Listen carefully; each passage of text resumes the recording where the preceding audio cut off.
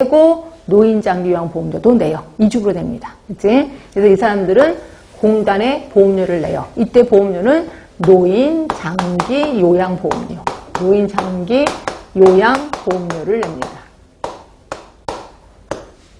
자, 그리고 수급자는 혜택을 받는 사람이야. 아무나 수급자가 될 수 없습니다. 요거는 노인장기요양보험이잖아요. 그러니까 노인이가 몇 살?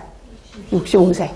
그래서 수급자 얘기를 좀 할까 합니다. 수급자는 65세 이상자.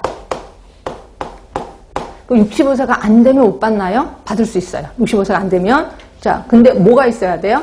노인성 질환이 있어야 돼. 그러니까 결국 64세 이하라면 거기에 노인성 질병이 있으면 돼요. 노인성 질병. 치매, 중풍 등의 노인성 질병이 있으면 된다.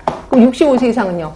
노인성 질병 없어도 돼요. 나이만 넘으면 괜찮아. 그럼 나이만 먹었다고 해서 무조건 되느냐? 그건 아니고 조건이 있는데 둘 다 몇 개월? 몇 개월 이상 일상생활을 못할 때. 6개월 이상 일상생활을 못할 때. 6개월 이상 일상생활을 못한다고 판단할 때 혜택을 받는 겁니다.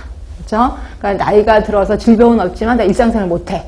그러면 혜택을 받는 거야. 그러면 이거를 뭔가가 조사를 하겠죠. 그래서 내가 이 노인장기 요양보험을 받고 싶으면 신청을 합니다. 공단에 신청을 해요.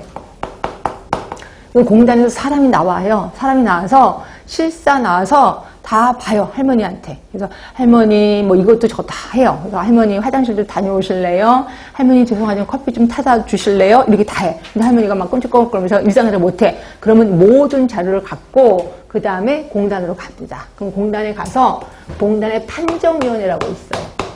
판정위원회에서 판정을 해요. 이 할머니를 줄 건지 말 건지 판정을 하는데 이 판정의 결과가 1등급부터 5등급이 있고 마지막에 인지지원 등급이 있어요. 그래서 인지지원 등급인데 이렇게 6개의 등급이 있습니다. 근데 5등급하고 인지지원 등급은 반드시 치매여야 돼. 치매. 결국 이분이 치매가 아니야. 그럼 적어도 4등급 안에는 들어야 된다고 보시면 돼.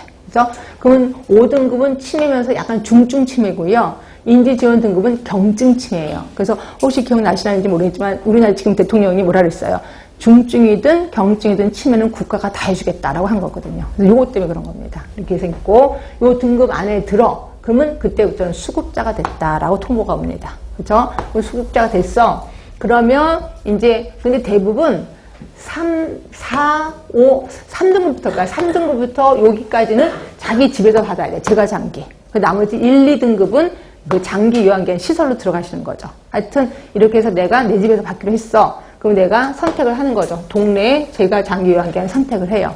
그래서 받는 거를 아까는 급여라고 했잖아요. 여기는 장기 요양급여라고 하는 거죠. 자, 그리고 여기도 분명히 돈을 냅니다. 그래서 이거를 본인 일부를 부담해요. 그럼 나머지를 또 청구하겠죠. 나머지를 누구한테 청구하냐면 아까는 저희 심평원이었잖아요. 여기서는 직접 청구합니다. 직접 공단한테 청구를 해요. 그러면 공단에서 심사하고 평가해서 돈을 지불하고 있다. 그래서 여기서는 완벽하게 3자가 존재한다라고 보시면 됩니다. 그렇죠? 이렇게 있고 그럼 여기에서 장기요양급여는 뭔데요? 뭐를 받고 있는데요? 요게 시험 문제 좀 자주 나오거든요. 그래서 이제 장기요양급여를 하겠습니다. 자, 장기요양급여에는 크게 3가지가 있다고 보시면 돼요. 3가지. 하나가 시설급여, 또 하나가 재가급여, 또 하나가 특별현금급여. 아, 그러면 시설급여, 재가급여를 묶어서 뭐라고 할까? 현물급여라고 해도 되겠구나. 물건을 주는 거니까. 얘를 두고 묶어서 현물급여라고 해도 되겠구나라고 보시면 돼. 자, 그럼 시설급여는 그 시설로 들어가시는 거예요. 시설로 들어가셔서 말 그대로 요양원에 들어가시는 거예요. 요양원에 들어가셔서 언제까지? 돌아가실 때까지 그냥 계시는